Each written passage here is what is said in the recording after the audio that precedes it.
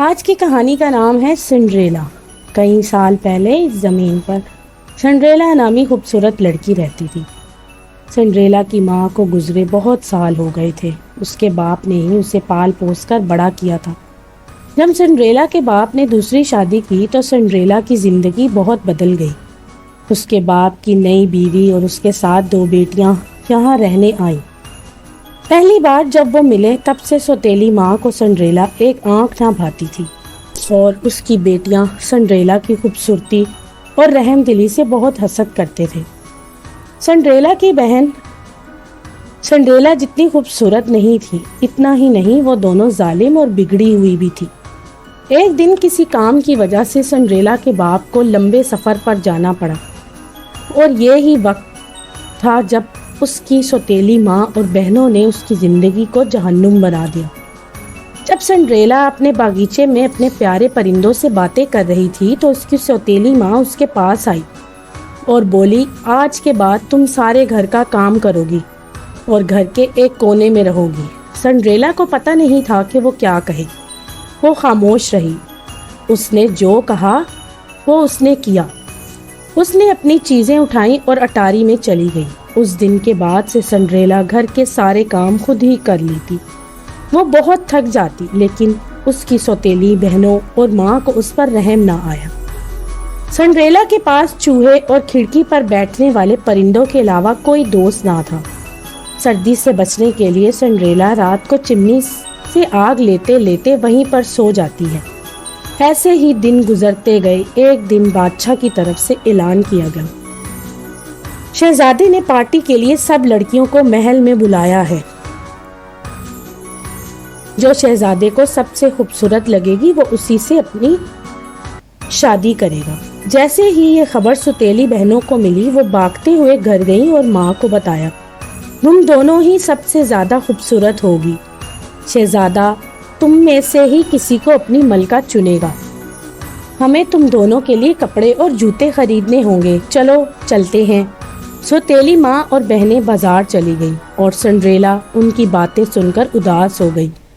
کئی دن تیاریاں چل رہی تھیں۔ سوتیلی بہنوں کے کپڑے سل کر آ گئے۔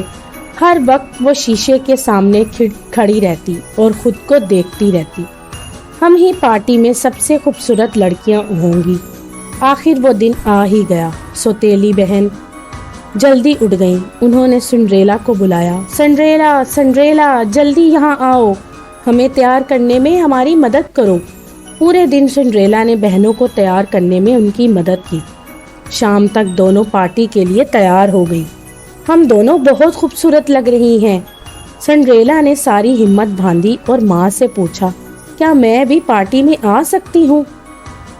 وہ تینوں ہنسنے لگی اور بولی، شہزادے کو اپنے لیے ملکہ چاہیے، نوکرانی نہیں۔ یاد رکھنا، سونے سے پہلے سارے کام ہو جائیں۔ سوتیلی ماں اور بہنیں پارٹی کے لیے نکل گئیں اور گھر پر اکیلی سنڈریلا رونے لگی۔ اسی وقت ایک عکس دکھائی دیا۔ پہلے سنڈریلا سمجھ نہیں پائی کہ وہ کیا تھا۔ وہ عکس دیکھتی جا رہی تھی کہ اچانک ایک پری دکھائی دی اور بولی، میری پیاری سنڈریلا، تم بھی پارٹی میں جاؤ۔ سنڈریلا کو اپنی آنکھوں پر بھروسہ نہ ہوا۔ کیا میں جا سکتی ہوں؟ میری حالت کیا ہے؟ فکر نہ کرو، میں ہوں نا تمہاری مدد کے لیے۔ مجھے ایک کدو اور 7 چوہے لا کر دو۔ سنڈریلا کو سمجھ نہیں آیا کہ پری کو یہ چیزیں کیوں چاہیے۔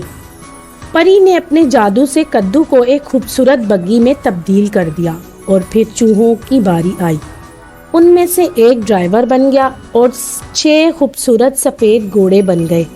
سنڈریلا حیرانی سے بگی اور گھوڑوں کو دیکھ رہی تھی کہ پری اس کی طرف مڑی، اپنی چھڑی گھمائی اور سنڈریلا کو خوبصورت لباس میں تبدیل کر دیا۔ اب تم جاؤ، وقت ہو گیا ہے، پر یاد رہے 12 بجے سے پہلے گھر کی طرف لوٹ آنا، ورنہ تم پہلے جیسی نہیں رہو گی۔ پھر وہ بگی میں بیٹھی اور محل کی طرف چل پڑی۔ اس کی خوبصورت بگی محل کے سامنے جا کر رک گئی۔ جب سنڈریلا محل کے دروازے سے اندر آئی تو سب کی آنکھیں اسے دیکھ رہی تھی۔ وہ بہت خوبصورت اور خاندانی لگ رہی تھی۔ اس کی سوتیلی ماں اور بہنیں بھی اسے دیکھتی ہی رہ گئی اور اسے پہچان نہیں پائی۔ अचानक सीढ़ियों पर शहजादा दिखाई दिया। सिंड्रेला सच में बहुत खूबसूरत लग रही थी। शहजादे को पहली नजर में इस लड़की से प्यार हो गया। सब लोग उसी शहजादे को देख रहे थे। सौतेली बहनें खुश हो गईं कि शहजादा उनकी तरफ आ रहा है, पर शहजादा आगे बढ़ा और सिंड्रेला के सामने जाकर रुक गया। ऐ खूबसूरत लड़की, क्या तुम मेरे साथ डांस करना पसंद करोगी? सिंड्रेला ने हाँ कर दी। सिंड्रेला और शहजादा मेहमानों के बीच डांस करना शुरू हो गए। उसे ऐसा लगा कि महल में सिर्फ शहजादा और वो हैं। फिर दोनों देर रात तक डांस करते रहे। सिंड्रेला को पता ही नहीं चला कि कितना वक्त गुजर गया है। अचानक उसकी नज़र घड़ी पर पड़ी। आधी रात हो चुकी थी। उसी वक्त सिंड्रेला को परी की नसीहत याद आ गई। जल्दी जल्दी उसने शहजादे को वहीं छोड़ा और वहां से चली गई। वो महल की सीढ़ियां उतर रही थी और उसका जूता वहीं छूट गया। जैसे ही वो बाहर नीचे आई, 12 बज चुके थे और सब कुछ पहले जैसा हो गया। शहजादा उसके पीछे भागा तो उसे सीढ़ियों पर उसका जूता मिला।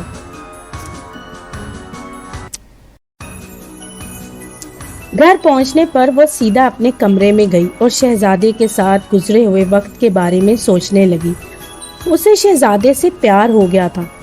शहजादे का लड़की को ढूंढना नामुमकिन था। शहजादे के आदमी घर घर जाकर लड़कियों को जूता पहनाकर उसे ढूंढने लगे, लेकिन जूता किसी के पाँव में भी नहीं फिट आ रहा था।